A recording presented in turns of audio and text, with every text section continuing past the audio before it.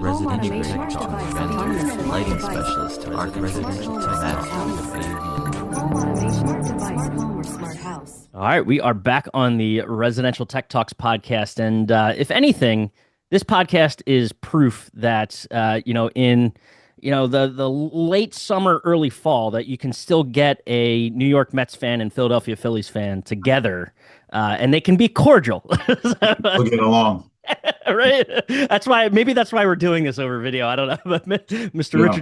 Mr. Richard Charschan, appreciate you joining us, President CEO of Acoustic Smart, but more in tune with what we're talking about today, the creator, man, the mind behind Home Theaterology, a book that's been about a year now. Is that right? So it launched About a year. Yeah. yeah. We have CEDIA this year. It'll be 1 year.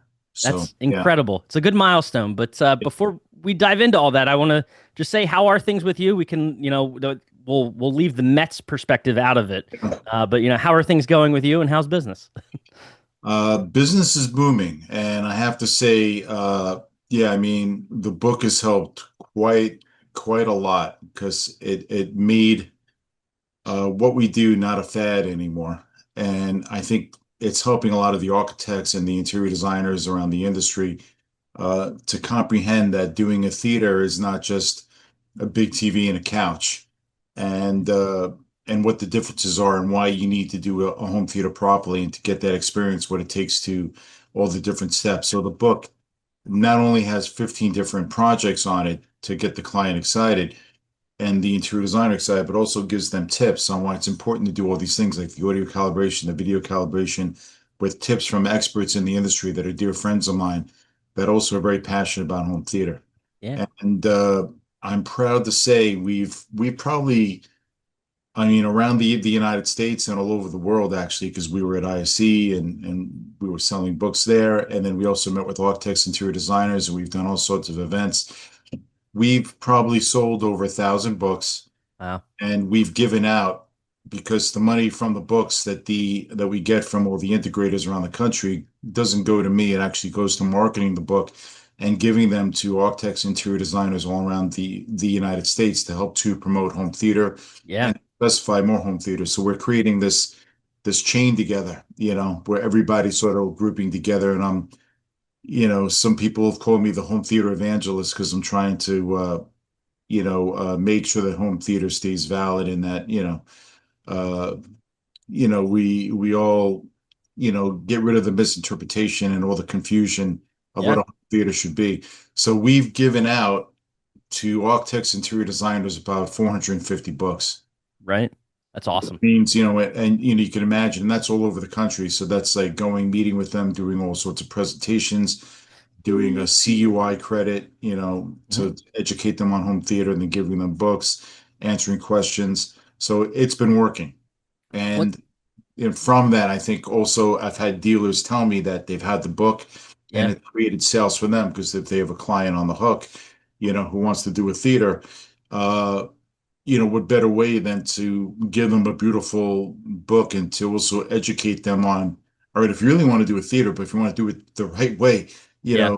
learn something from this book. You don't have to do everything, but at least, you'll get an education on how to do it correctly and Yeah. why putting a couch and a big TV or a couple of speakers is not going to give you that same experience. That's Right. what we're trying to do.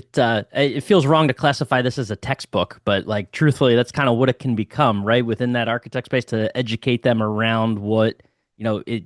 Yeah, it's done without being it's done in a very fun way. And it's Yeah. also not it's done so that anybody can actually understand it. Hmm. So I have clients that have gotten the book and besides looking at it and loving all the pictures, now they can understand a little bit about acoustics, because there's a section on acoustics. And there's a section on all these different things on the importance of audio calibration and the importance of the video calibration and the differences between a big TV, having a projector and a screen, and also an LED wall, what the differences are, Yep. just to explain it in layman's terms. And it's good to have somebody sort of reconfirm all those things in writing, but done without being preachy, just like in a Yeah. fun, so Yeah. that's The as you're going around and marketing this to, those architects and interior designers as you're talking about it, what's that feedback been like? What are you hearing from them, or is there something that stands out, a piece of feedback that you've gotten over the past year about what you've accomplished here? They love it and they're thankful.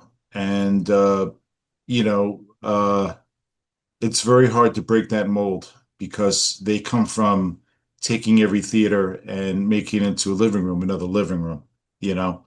So we always start off with that. Oh, it's the big couches in the front, and but is the big couch in the front really that comfortable? Because you have no arms, and if you have a chaise on each side and if you have a U-shaped sofa, what happens?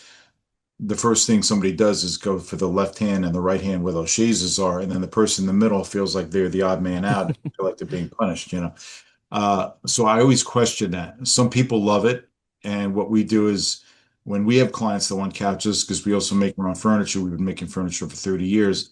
We'll literally go and measure them. We have some clients that are very tall, very short, and whatever. So sometimes we'll make a custom sofa for them to make sure that they have head support because a lot of times when you get these sofas, you have no head support and and then you have to go sideways to sort of, which is what happens if you have a living room, you have to prop all these pillows up and then Yeah, you're kind of going sideways and it's not really meant for a lot of people, and it's great if you want a conversation pit, but it's not really made for watching a bunch of movies for hours at a right. time. So we try to optimize it so at least the couches are deep enough where you have head support and you're looking at the screen, so it's optimal. And then if you want to do the chaises, you can do chaises. The other thing that we've been doing is that's becoming a big thing is theater beds. So we can actually do like a bed Hmm. where two people can be in each bed or one person can be in each bed, like a gigantic chaise. And then we could do like a motorized headrest. So the Yeah. headrest will actually, so it's like a bed if you want to sleep in the theater. And sometimes we do the stars and the kids will have the sleepovers. But then if you want to watch a movie, then the headrest pops up and you're looking right at the screen. And it's like this beautiful, comfy thing.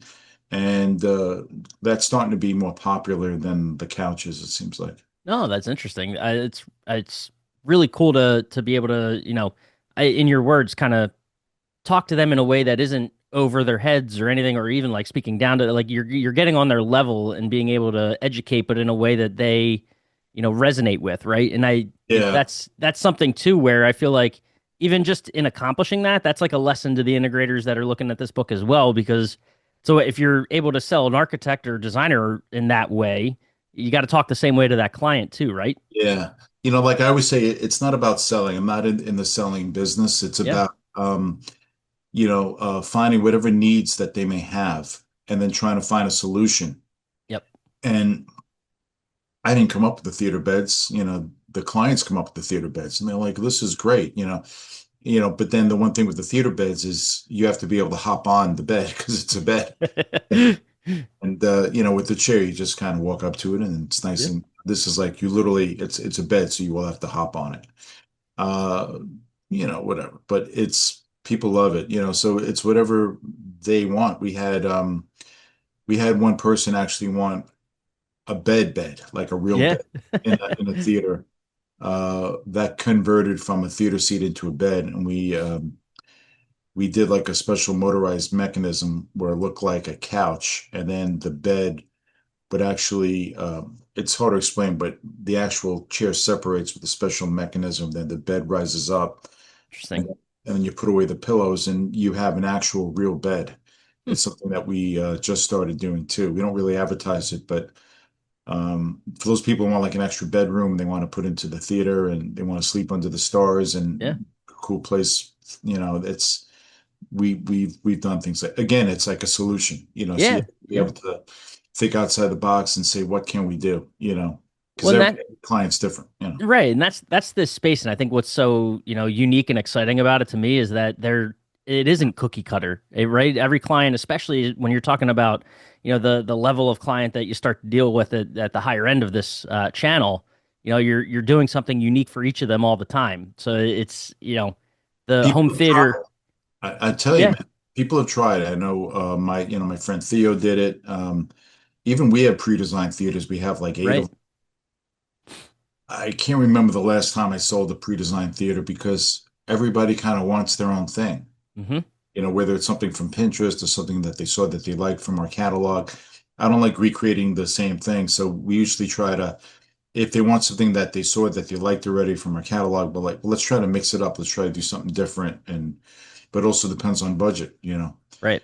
We've had the luxury lately of doing some amazing projects, huge rooms that are like over 30 feet long with gigantic screens that are over 200 inches. And that's a big learning curve because you have a lot more power. Yeah. The, bigger light output, bigger engines. And if you want to enclose the projector, you have the heat, you have to be Yep. able to control the heat and then the isolation of the room and all that stuff. Uh, there's always a challenge. Every room that you do there's nothing easy. Every room has complications. And one of the biggest things in my industry, and I'm sure any theater design firm will tell you this, is 90% of it is problem solving and be able to figure out, okay, now what do we do? The HVAC guy came in and now the ceiling is like 5 inches shorter and the platform is 12 inches high. And so when you go in the back of the room, it's really low. So what do you do? Right. You have to have a conversation with the HVAC guy. You have to come up with a solution. Or the client, I have a very big job for a high profile client. He's a celebrity client and it's in Los Angeles. And the HVAC guy wanted to do a certain size duct. But if he did that duct, the client wouldn't have the size screen he wanted and would Hmm. bring the ceiling down too low. So you had to think of how do you handle the HVAC to make it so that we can keep that screen size, but still have the same cubic feet per minute for the airflow. I mean, it's complicated. Yeah. So every job, I always joke, it's like a Mission Impossible episode. Now you never know Yeah. if you're gonna make it out alive, what's gonna happen. And it's like it's so challenging. Then at the very last minute, like, are we gonna make it? And then the carpet guy's trying to deliver carpet, and we're told that it's ready, but then they're still paving the driveway after we were told that it was fine, and just It's always something. I'm like, it's friggin' carpet. It's like the easiest thing. Just Why like just anybody? when you think you've seen it all, there's always some sort of wrench that goes gets thrown into it. Yeah, it's such a crazy world because Yeah. people do what people do, and you got to control the insanity. You have to Yeah. control that madness. So it is a crazy world in that too. I mean, we've seen the interest and the level of business kind of go through ebbs and flows, and right now I know it certainly is in sort of that it's flowing northwards, right? So things are getting more. There's Thank more God. interest, more exciting. Yeah. People are getting back into it. So what do you think is driving this sort of resurgence of the home theater as it is? Well, let's be real. I mean, I love movies, and that's why I'm in this business. I also love audio and sound, and I went to school for recording and I am a musician. I mean, I've been a musician my whole life. Yeah. So audio and making sure that the room sounds right is really important to me. But the answer to your question is that how many good movies really came out this year? I mean, you could probably count them on one hand. And every other movie is a sequel, you know. And I have friends in the movie industry, like, really, and I just I can't seem to figure it out. Right. And by doing this and making everything such a commodity, what's happening is that the streaming is actually better than what's in the commercial cinema. Between all the crap, you see on some of these channels, there's enough content where you can pick and choose whatever you want. So if you want to watch an old classic from the 1970s, like Butch Cassidy and the Sundance Kid, or if you want to watch the latest episode of whatever, you can do it, but watch it now in the comfort of your own house. The other thing is all of these streaming channels are now showing all of their shows now in 2.40 in the aspect ratio or 2.35 or what's called 2.0, which is like a combination between Yep. 16 by 9. And so they want to give you like some sort of a cinematic experience. So now you can actually have that within your own house and they're all Dolby Atmos now. So now you're watching from streaming in Dolby Atmos in better quality in your home than what you can get in the cinema.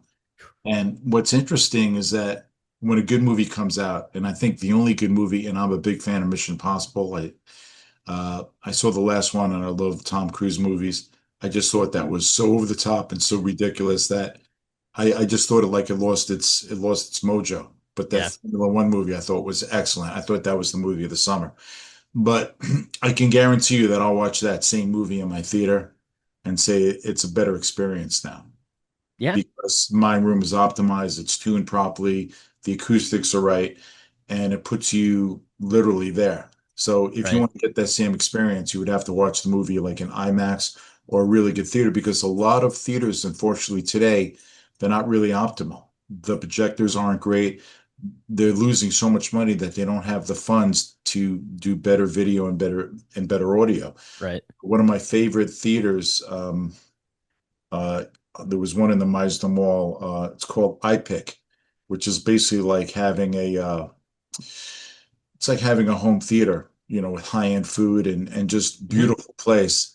I went there, during COVID or something like that, and the video was so dark, and I took my Yeah. mom. I wanted to have like a nice evening, and and I'm just like, what happened to this place? And it turned out that they went Chapter 11.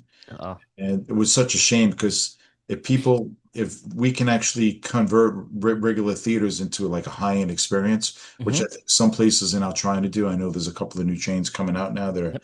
trying to do that, where we can actually stream and have a bunch of your friends watch a streamed movie at a commercial cinema now. That's like something now that's happening. Hmm. So that's even going to reinforce what we're doing even more because more and more Right. people are going to want to have theaters in their homes because rather than renting out a place, they can have that right in their house. Yeah. Well, I It's think more of a that convenience. Yeah, I think that speaks to, I was going to ask about your time in the industry. You've seen the technology itself obviously Yeah. evolve and improve over time. And it speaks to being able to recreate and if in essence, make better that theater experience in your home.